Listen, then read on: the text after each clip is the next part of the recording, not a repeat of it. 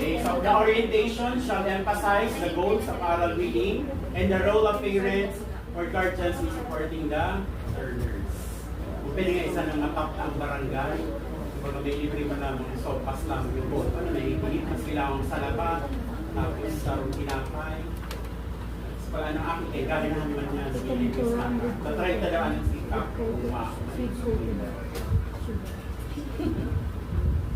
Schools shall provide continuous guidance. Inakay ko na marami. Dapat ma-condition ta ang magulang after the aral program. Pag-ulit ang akin, kumusta mo naman. Ano man yung sinanod dahil pinag-usimam mo.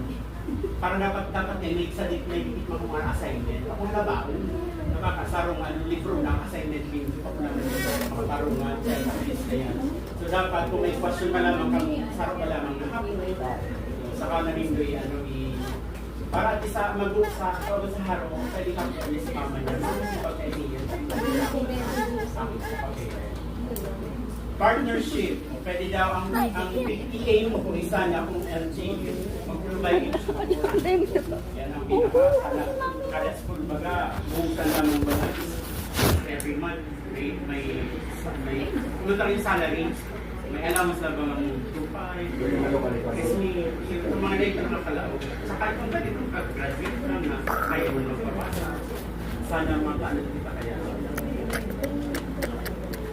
Okay, so roles and responsibilities. The school head will lead the implementation of oral reading and close coordination with the central office, as well as regional monitoring and evaluation. The attendance of tutors and learners in the tutorial session shall be recorded daily. But recorded na, yun ang maging boss yan. Kung kamumakling or over time, may group. Tutors and teachers shall not jointly monitor the academic, social, emotional needs of learners throughout their participation. Monitoring and evaluation for oral reading shall be established. Guidelines will be released through separate an oral reading dashboard. Same with LRP, may dashboard na ina-upload na momentuman. Si resulta.